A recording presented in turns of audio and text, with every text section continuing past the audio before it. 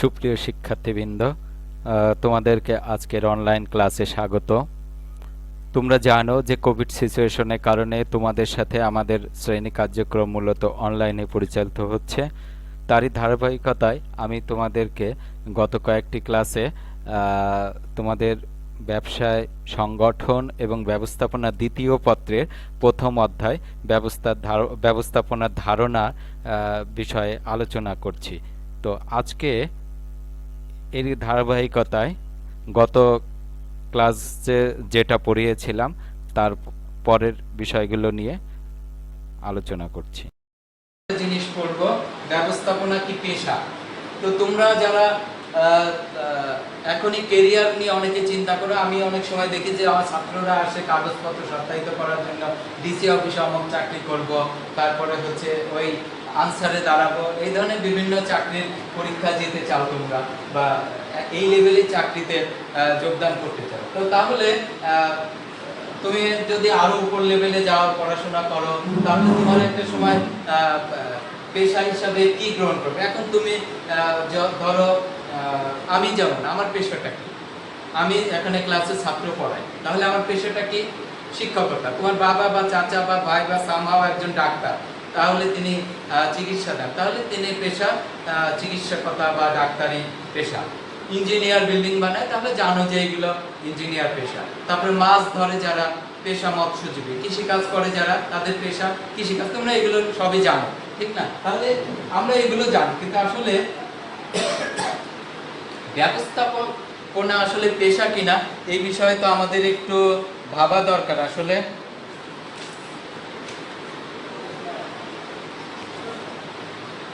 তাহলে পেশাটা কি? বিশেষায়িত কোনো জ্ঞান, ঠিক আছে, সেটাকে সাধারণত আমরা পেশা বলে থাকি। বিশেষায়িত জ্ঞান, যেমন আমার শিক্ষকতা মানে কি, আমার অভিজ্ঞতা হয়ে গেছে, আমাকে নিয়োগই দেওয়া হয়েছে এই কাজের জন্য, আমাকে সবসময় ছাত্রদের ক্লাসের, এই যে কালকে তোমার ক্লাস নিয়েছি, আমি কিন্তু রাত 3টা পর্যন্ত জেগে পড়াশোনা করেছি, বিলিভ ইট অর নট। এখন তুমি মনে করতে পারো স্যার আপনি কি করে পড়াতে হয় কিনা, একটু ভালো পড়াতে গেলে করতে হয়। তা আমার অন্য কাজ ছিল, এখন এই জন্য আমাকে ক্লাস নিতেই হবে। এই জন্য পরে অনেক রাত্রে জেগে আমি কিন্তু তোমার এই জিনিসগুলো একটু স্টাডি করে এসেছি, না হলে কিন্তু আমি বারবারই বলছি আমি কিন্তু ভালো পড়াতে পারবো না।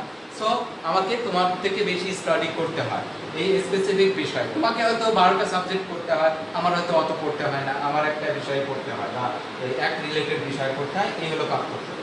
তো এখন বিশেষায়িত কোনো জ্ঞানকে সাধারণত আমরা পেশা বলে থাকি। তাহলে আমি বললাম ডাক্তার, ইঞ্জিনিয়ার, এইগুলো একটি পেশা। এবং আরো কিছু ব্যাপার, শুধু পেশা হলে হবে না। যেমন এখন কৃষি একটা পেশা, কিন্তু একজন লোক যদি কৃষি ডিপ্লোমা করে অথবা কৃষির উপর উচ্চ ডিগ্রি নেয়, তাহলে তিনি কিন্তু কৃষিবিদ হয়ে যাবেন, অথবা এটাও তার পেশা হবে। তো পেশা হতে হলে আরো কিছু শর্ত থাকতে হয়, শুধু বিশেষায়িত জ্ঞান থাকলে হবে না। ওই জাতীয় বিভিন্ন সংগঠন আছে, যেমন আমাদের সমিতি আছে, এডুকেশন সমিতি, ইঞ্জিনিয়ারদের সমিতি, আমাদের অ্যাসোসিয়েশন আছে, তার সদস্য হইতে হয়। ডাক্তার হতে হলে বিএমএ সদস্য হইতে হয়, সার্টিফিকেট লাগে। দেখবে অনেক সময় ভুয়া ডাক্তার অনেক আছে, সার্টিফিকেট নাই, রেজিস্ট্রেশন তার নেই। অথবা তোমরা দেখবা যে অনেক জায়গায় টিচার নিয়োগ হচ্ছে, কিন্তু যে ভুয়া নিয়োগ হয়ে গেছে, যে কয়েকদিন ধরে পত্রিকায় দেখতে পাচ্ছি এগুলো নিয়ে, তো তার সার্টিফিকেট নাই। তো তার মানে অন্যটা নকল করে বের করছে, তাহলে সে কিন্তু তার পেশাটা বৈধ হবে না, সে কিন্তু অবৈধ, আইনগতভাবে সে অবৈধ। কিন্তু আমি নিয়োগ পেয়েছি সরকারিভাবে, দেন আমি এখানে ক্লাস নিচ্ছি তোমাদের, তাহলে আমার এটা বৈধ পেশা। তাহলে বৈধ পেশা হইতে হবে, সদস্য সমিতির একটা নির্দিষ্ট কিছু সদস্য হইতে হবে। তো এই টাইপের আরো অনেক জিনিস থাকতে হবে। ওই সমিতির সদস্য হিসাবে বাইরের কোনো কাজ করা যাবে না। যেমন আমি ক্লাস নেই মানে কি, কলেজে ক্লাস নেই, ঠিক আছে, তো আমার উচিত হবে না যে কলেজ টাইমে কলেজের বাইরে কোচিং এর কোনো সাথে যুক্ত। তো আমাকে অনেকে বলে যে কোচিং এ একটা ক্লাস নেন, টাকা দিব। তো আমি বলছি যে না, আমি কোচিং এর কোনো ক্লাস নেব, আমার দায়িত্ব কলেজে ক্লাস নেওয়া। তো এই যে কাজগুলোর বাইরে অনেকেই করে হয়তো, কিন্তু কলেজ টাইমে নিচ্ছে করে না। যারা করে তারা সেই পেশার ভিতরে আসলে তাদেরটা গণ্য হয় না আইনগতভাবে। তাহলে পেশা হতে হলে বিশেষ কোনো বিশেষায়িত জ্ঞান, দক্ষ বা বিশেষ বৃত্তি, যেটা তার ওই বিষয়ে তার স্পেসিফিক জ্ঞানকে নির্দেশ করে। তাহলে সুসংগত জ্ঞানকে আমরা এখানে পেশা বললাম। তাহলে এখন ব্যবস্থাপনা পেশা কিনা, তো আমি এখন পড়েছি, তোমরা নাম শুনেছো বিবিএ, এমবিএ, তোমরা অনেকে স্বপ্ন দেখো এগুলো পড়তে চাও। তো আমি যে ঢাকা ইউনিভার্সিটিতে পড়েছিলাম বিবিএ, তাহলে বিবিএ কি? ব্যাচেলর অফ বিজনেস অ্যাডমিনিস্ট্রেশন, আর এমবিএ হচ্ছে মাস্টার্স অফ বিজনেস অ্যাডমিনিস্ট্রেশন। এই যে অ্যাডমিনিস্ট্রেশন, তাহলে ব্যবসা প্রশাসনের উপরে ব্যাচেলর ডিগ্রি, আর ব্যবসা প্রশাসনের উপরে মাস্টার্স ডিগ্রি। তাহলে ব্যবস্থাপক তো একজন প্রশাসক, আমরা এতদিন আলাপ করে এটা জেনেছি যে ব্যবস্থাপনা একজন প্রশাসক। তাহলে আমি যদি বিজনেস স্টাডিজের উপরে বিবিএ এমবিএ ডিগ্রি করে থাকি, তাহলে অবশ্যই এই বিষয়ে আমার ব্যবসা প্রশাসন চালানোর জ্ঞান আছে। অতএব আমি যদি ব্যবস্থাপক হতাম, যদি আমি এখন শিক্ষক হয়েছি কিন্তু আমি প্রতিষ্ঠানের যদি ব্যবস্থাপক হইতাম, তাহলে কিন্তু আমি অবশ্যই সেটা পেশা হিসাবে গণ্য হতো, কারণ আমি এই বিষয়ের উপরে আমার ডিগ্রি আছে। তাহলে ওই নির্দিষ্ট বিষয়ে আমি বলছি যে বিশেষায়িত জ্ঞান, তার মানে ওই বিষয়ে তার ডিগ্রি থাকতে হবে।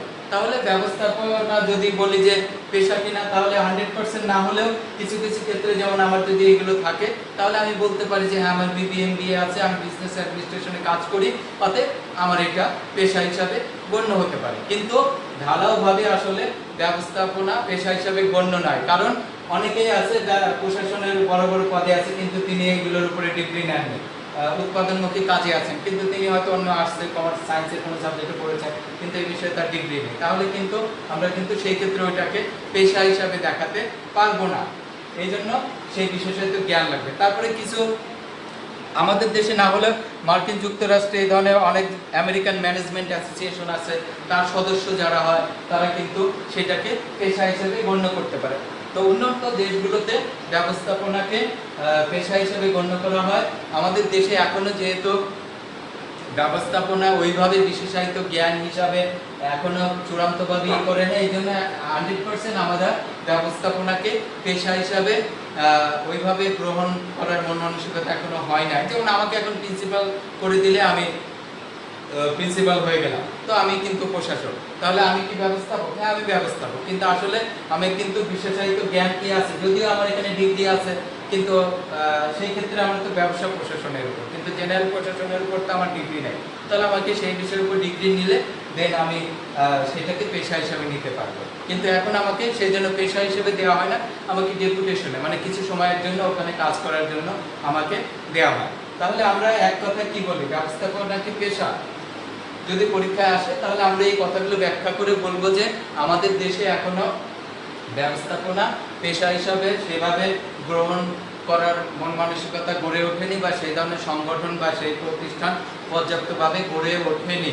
তবে অনেক জায়গায় অনেকেই বিভিন্ন ডিগ্রি আছে এই ধরনের, এই কারণে তাদের ক্ষেত্রে আমরা পেশা বলি, কিন্তু সার্বিকভাবে ডাক্তার ইঞ্জিনিয়ার বা শিক্ষকের মতো আমরা ব্যবস্থাপনাকে সেইভাবে পেশা হিসাবে বলবো না। তবে আস্তে আস্তে অর্থাৎ সরাসরি না কথা বলবো না যে একেবারেই পেশা নয়, তো এইভাবেই বলবো যে সেই হিসাবে পেশা হিসাবে গৃহীত হয়নি, কিন্তু আমরা ভবিষ্যতে আশা করি যে একসময় ব্যবস্থাপনা পেশা হিসাবে গৃহীত হবে।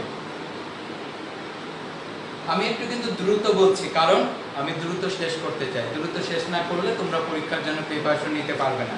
সামনে পূজার ছুটি আছে, বিভিন্ন কারণে ক্লাস বন্ধ থাকবে, তো আমাকে কিন্তু এগিয়ে নিয়ে যেতে হবে তোমার স্বার্থে, আমার স্বার্থে না। আমার স্বার্থেও, কারণ তুমি ভালো করলে সেটা আমার জন্য ভালো, তুমি A+ পেলে আমার জন্য ভালো লাগে। আমি রাস্তা দিয়ে হেঁটে যাই, আমি এটা গর্ব করে বলি যে রাস্তা দিয়ে একদম যাচ্ছি, হঠাৎ করে একটা গাড়ি এসে দাঁড়ালো, বললো যে স্যার গাড়িতে ওঠেন। তো দেখা গেল আমার ছাত্র গাড়ি চালায়, সে গাড়ির মালিক। তো আমার ছাত্র যদি আমার থেকে লম্বা হয়ে যায়, অর্থাৎ হাইটে লম্বা নয়, ভালো কোনো পজিশনে যায়, তখন গর্বে বুক ভেসে যায়, হয়ে যায়, আনন্দে ভরে ওঠে। এখনো যখন আমরা গ্রামে যাই, আমার স্যাররা আমাদের দেখে মানে গর্ব করে, বিভিন্ন জায়গায় বলে যে আমার ছাত্ররা অমুক জায়গায় আছে। তো আমিও চাই যে তোমরা ভালো কোনো জায়গায় যাও, রাস্তাঘাটে হঠাৎ কোথাও কোনো অফিসে দেখা হলো, বললো যে স্যার আদাব, স্যার সালাম, তো তখন বুঝলাম যে না আমার ছাত্র, আমার খুব ভালো লাগবে। এই জন্যই আসলে আমরা এই শ্রমটা দিই তোমাদের জন্য। আমরা সরকারের কাছ থেকে বেতন নেই, তোমাদের বাবার ট্যাক্সের টাকা দিয়ে আমার বেতন হয়, এই জন্য আমার কিছু দায়বদ্ধতা আছে। না হলে কিন্তু আমি 250 একটা বাসায় বসেও নিতে পারতাম, এই জাস্ট এইভাবে মোবাইল ধরে একটু লাইভ দিয়ে কোনো রকম এই কথাগুলো আমি এমনিও বলতে পারি অনেক, কিন্তু তোমার বেটারমেন্টের জন্য এইভাবে প্রেজেন্টেশন করা। তারপরেও আমার মনের মতো হচ্ছে না, আরও সুন্দর করে, আরও স্টুডিওর মতো হলে, আরও সুন্দরভাবে যদি নিতে পারি, তাহলে মনে হয় সেটা আমার জন্য আরও বেটার হবে। তো ব্যবস্থাপনা পেশা গেল। এখন আরেকটা যে জিনিসটা এটা দিয়ে শেষ করে দেবো এবং আজকের চ্যাপ্টার শেষ হয়ে যাবে, সেটা হলো ব্যবস্থাপনার সার্বজনীনতা। ব্যবস্থাপনা ইজ ইউনিভার্সাল, মানে ব্যবস্থাপনা কি সার্বজনীন? বা ব্যবস্থাপনার সার্বজনীনতা কি? সার্বজনীনতা মানে ইউনিভার্সাল, সব ক্ষেত্রেই ব্যবস্থাপনা। এখন সব জায়গায় কি ব্যবস্থাপনা আছে? আমরা কিন্তু এতদিন অনেক সংজ্ঞা করেছি, এর ভিত্তিতে আমরা কিন্তু এতদিন মোটামুটি একটা আইডিয়া পেয়েছি কোন কোন জায়গায় ব্যবস্থাপনা কাজে লাগে বা ব্যবহৃত হয়। তো এখন এই কথাটা কে বলেছেন? আমি বলিনি, আমার কথা না। তাহলে কে বলেছেন এই কথাটা? এই কথাটা একজন দার্শনিক বলেছেন, তিনি গ্রিক দার্শনিক। তিনার নাম কি? সক্রেটিস। তোমরা সক্রেটিসের নাম শুনতে পারো। গ্রিক গ্রিক তোমরা এখন গ্রিস দেখো, তো প্রাচীন গ্রিকে খ্রিস্টপূর্ব 500 বছর আগে, অর্থাৎ এখন থেকে বাংলা কথা 2500 বছর আগে, তুমি চিন্তা করতে পারো 2500 বছর আগে তিনি বলেছিলেন যে ব্যবস্থাপনা সার্বজনীন। তোমাদের পরীক্ষায় আসে কিন্তু যে ব্যবস্থাপনা সার্বজনীন, এই কথাটি কে বলেছে?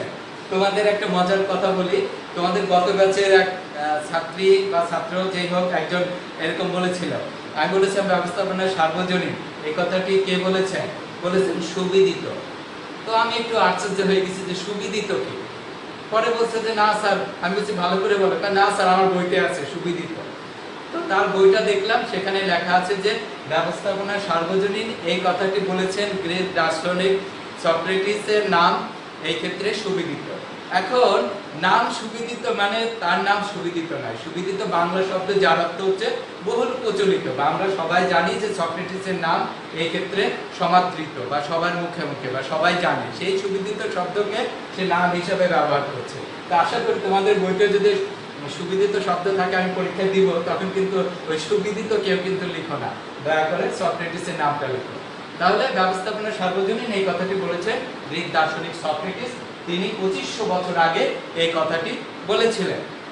তিনি বলেছিলেন আমরা ব্যবস্থাপনা চক্রে বলেছিলাম এই যে এইভাবে চক্রাকারে চলে, প্রতিষ্ঠানের সব ক্ষেত্রে ব্যবস্থাপনা দরকার আছে। তো একটা প্রতিষ্ঠান যদি ছোট হয় সেখানেও এই ব্যবস্থাপনার 7টা চক্র লাগে, একটা প্রতিষ্ঠান যদি বড় হয় এই 7টা জিনিসই লাগে। কিন্তু তোমরা বাসায় রান্না করো, ভাত রান্না করতে তো প্রক্রিয়া একই, এক পাতিল ভাত রান্না করতে বা এক মুঠো চালের ভাত রান্না করতে আর 10 কেজি চালের ভাত রান্না করতে প্রক্রিয়া প্রায় সেম। তো আমরা ছোট প্রতিষ্ঠানের ব্যবস্থাপনা যেরকম, বড় প্রতিষ্ঠানের ব্যবস্থাপনা সেরকম, হয়তো লোক বেশি লাগে, সময় বেশি লাগে, এটা ঠিক। তো উনি বলছে যে সার্বজনীন মানে পরিবার থেকে, সমাজ থেকে, ছোট প্রতিষ্ঠান বড় প্রতিষ্ঠান সব ক্ষেত্রেই ব্যবস্থাপনার প্রয়োজন। তো সেটা কিভাবে? তো এই ক্ষেত্রে সক্রেটিসের একটা গল্প আছে, আমি তোমাদের সাথে গল্পটা বলি। গল্প বললে গল্পের মোরাল থেকে, যে গল্পের মূল লেসন, সেটা থেকে তুমি বুঝতে পারবে, আরো পরিষ্কার হবে। তো সক্রেটিসের তোমরা জানো ওনার শিষ্য ছিলেন। তো উনি একদিন ওনার শিষ্যদের নিয়ে বা অনুসারীদের নিয়ে একদিন বসেছিলেন। তো বসে থাকার পরে তিনি সেখানে বলছিলেন কি যে ওনার সময় যখন গ্রিক ওই যে 2500 সাল আগে, তখন কিন্তু ওই সাবান কারখানার খুব প্রচলন ছিল। তো সাবান কারখানার ব্যবস্থাপনা বা উদাহরণ তিনি টানছিলেন। উনি বলছিলেন যে সাবান কারখানার ব্যবস্থাপকরা সেনাবাহিনী থেকে বা সেনাবাহিনী প্রধান থেকে বা সেনাবাহিনী যিনি দায়িত্বে থাকেন লিডার, তো সে তার থেকে বা সে যে কাজ করতে পারে সেই কাজই করতে পারে। মানে আমার কথা বুঝতে পারছো কিনা? মানে অর্থাৎ সাবান কারখানার ম্যানেজারও যা পারে, সেনাবাহিনী প্রধান যে কাজ করে সেই কাজও সে করে দিতে পারে। তো এই কথা যখন সেনাবাহিনীর কানে গেল, তোমরা জানো যে আগে দেশ রক্ষার জন্য সেনাবাহিনী গুরুত্বপূর্ণ ভূমিকা পালন করত। তোমরা যদি পুরাতন আমলের সিরিয়ালগুলো দেখো, সুলতান সুলেমান বা এই টাইপের দেখো, সেনাবাহিনীর বিরাট একটা ভূমিকা। তো তখন সেনাবাহিনীর এই কথা যখন কানে গেল, তারা কিন্তু ভয়ঙ্কর ক্ষেপে গেল। তারা বললো যে কি সামান্য একটা সাবান কারখানার ম্যানেজারের সাথে আমাদের তুলনা করে। তারা খুব রাজার কাছে বিচার দিল। আমরা 5 মিনিটের ভিতর শেষ করে দিব। আর তো রাজার কাছে বিচার দিলে রাজা কি বলল?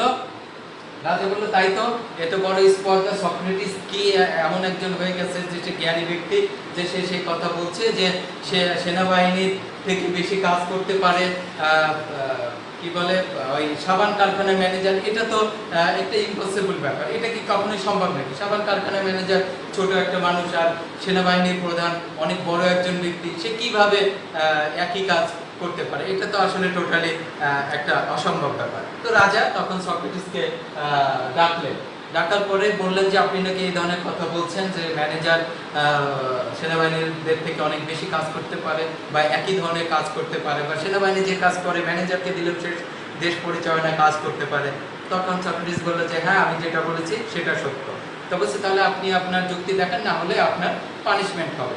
তো পানিশমেন্টও জানে, আগেকার যুগে মৃত্যুদণ্ড হতো। তো বললো যে আমি আমার কারণটা দেখাচ্ছি। তখন এই যে দেখো ব্যবস্থাপনার চক্র, সক্রেটিস বললেন যে ব্যবস্থাপনার চক্র এইভাবে আবর্তিত হয়: পরিকল্পনা, সংগঠন, কর্মসংস্থান, নির্দেশনা, প্রেরণা, সমন্বয়, নিয়ন্ত্রণ।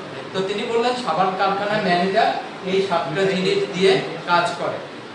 সেনাবাহিনীর প্রধানও যখন দেশ পরিচালনা করার জন্য বা যুদ্ধে যাওয়ার জন্য কাজ করে, তখন তাকে পরিকল্পনা করতে হয়। আমি তোমাদের একটা বলেছিলাম, to drive the horse, to handle the horse, হর্সকে পরিচালনার কথা বলেছিলাম। কিন্তু অর্থাৎ তাকে পরিকল্পনা করতে হয় যুদ্ধে কিভাবে করতে হয়, বিভিন্ন ইউনিট থাকে, সেই ইউনিটগুলো সাথে যোগাযোগ করতে হয়, সবগুলো কাছে আনতে হয়। দেন প্রচুর শ্রমিক বা সৈন্য সোলজার একসাথে করতে হয়, নির্দেশনা দিতে হয়। দেখো তোমরা অনেক সময় সিনেমা বলে যে অ্যাকশন বলে আর গুলি করা শুরু করে দেয়। তারপরে হচ্ছে তাদেরকে মোটিভেট করতে হয়, ভালো কাজ করলে তাদের বিভিন্ন ধরনের সুযোগ সুবিধা দেয়। দেখো আমাদের দেশের সেনাবাহিনীদের রেশন দেয়।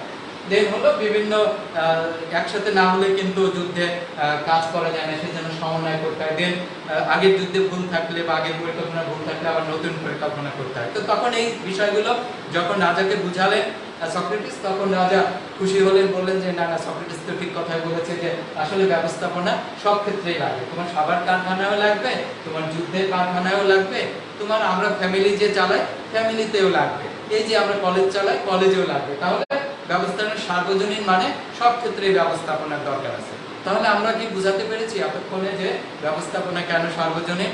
তো আশা করি আমি আমার চেষ্টা যতটুকু ছিল আমি সর্বাত্মক চেষ্টা করেছি তোমাদেরকে বিষয়টুকু বোঝাতে। কেউ না বুঝলে তবুও আমাকে নক করবে, আমি চেষ্টা করব তাকে সেইখানে বিষয়টুকু ক্লিয়ার করে দিতে।